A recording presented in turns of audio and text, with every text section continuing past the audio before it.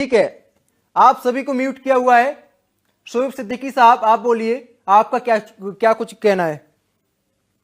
देखिए सर, ऐसा होता है कि जब पहले राउंड में जब डिबेट करें आप कम से कम तो जितने भी पैनल को बैठाते हैं सबसे उनसे अपनी राय ले लिया करिए। मेरी अपनी गुजारिश है, बाकी तो आप बेहतर जानते हैं। नहीं नहीं सर, उसके बाद कोशिश जब हमारी यही होती डिबेट है, होती लेकिन है कुछ तो नेता ऐसे होते हैं जो सिर्फ अपनी सियासी उसमें, रोटियां सेकने का काम करते हैं। हमारे साथ भी हाँ तो बैठे उसमें हुए हैं, जी, 16 मिनट तो उसमें बर्बाद होता कर क्या दिए है ना पूरी कि तरीके मेन से। मुद्दे की बात भटक जाती है और बहस में जो होता है वक्त जाया चला जी जाता है और मेन बात निकल नहीं आती है।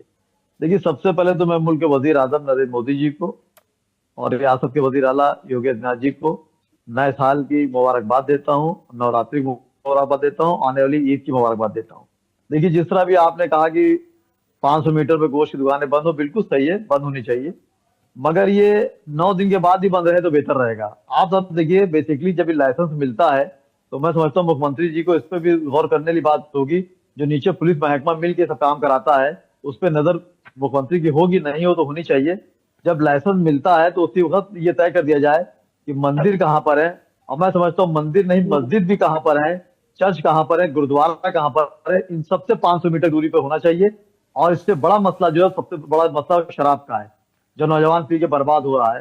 तो उस पर आप देखिए, बिहार में तो शराबबंदी हो गई है, तो मैं मुख्यमंत्री से गुजारिश ये भी करूंगा कि शराब की दुकानों पर भी पाबंदी से 500 मीटर 1000 मीटर पर लगनी चाहिए। और जिस तरह नवरात्रि की बात है, जाहिर सी बात है, हिंदू भाई का त्योहार है, हम लोग वेलकम कर रहे हैं उसको। अभी आपका होली निकला था, उसमें वेलकम किया था, लेकिन मेरी कल आने वाली ईद है इंशाल्लाह, अगर आज चांद निकल आएगा तो ईद है।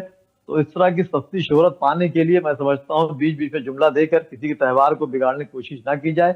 और आप जिस तरह की बात कर रहे हैं, मैं सराखों पर है, हिंदू भाई हमारा राम है, उनके लक्ष्मण है, तो मैंने तो आपको राम मान लिया, आप भी हमें लक्ष्मण मानिए। और जिस तरह गोश्त की दुकान आप देख रहे हैं, ऐसा नहीं है। देखिए, ईद उसकी होती है, आदमी ये समझ नहीं पाता बात, ईद उनकी होती है जिसने इबादत की हो, जिसने रोजे रखे हो। अब तौकीर साहब ने ऐसे बयान दिया कि ईद हम नहीं मनाएंगे, जाहिर सी बात है, जिसको तकलीफ है वो नहीं बनाना चाहिए। काली पट्टी बांध के बहुत से लोग नहीं मना रहे, हो सकता मैं भी काली पट्टी बांध के मनाऊं। लेकिन इस तरह के जुमले करके सस्ती शोहरत पाके आप नजरेआम पर आने के बाद किसी एक समुदाय को टारगेट बना ले या दो समुदाय में टकराने की कोशिश करें, वो चीज मैं समझता हूँ मुनासिब नहीं है। और जाहिर से गोश्त की दुकान बिल्कुल बंद होनी चाहिए, जाहिर सी बात बंद होनी चाहिए, लेकिन इसमें मेरी गुजारिश रहेगी, लखनऊ के कमिश्नर साहब से भी गुजारिश रहेगी, जहां जहां कमिश्नर है, डीएम एसएसपी हैं, कि जो आपका पुलिस महकमा होता है वो पसे पर्दा कहीं ना कहीं मामले को लचर कर देता है। और जिसकी जिम्मेदारी मुख्यमंत्री को करने पड़ती है, फिर मुख्यमंत्री को फ्रंट पर आके बात करनी पड़ती है। अगर आपका प्रशासन टाइट रहे तो मैं समझता हूं कुछ नहीं हो सकता है, लेकिन प्रशासन के पसे नजर मंदिर पे हर काम होता है। और जाहिर सी बात, गोश्त मुसलमान गोश्त अगर नहीं खाए तो मर नहीं जाएगा, ऐसा नहीं है। ईद जो होती है मेन सिवैयों की होती है, और जिसने इबादत की, रोजे रखी, जिस तरह आपके वहां दिवाली होती है, दशहरे में क्या होता है, जब राम ने रावण का वध किया, जब वहां से लौटे, शाम हो गई, लौटते लौटते अयोध्या में, तो दिवाली बनाई गई खुशी में, कोई लौटे।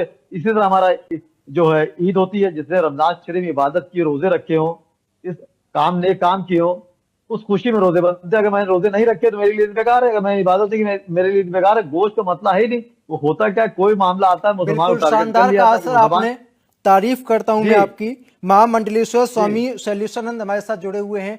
सर, आपका जी। क्या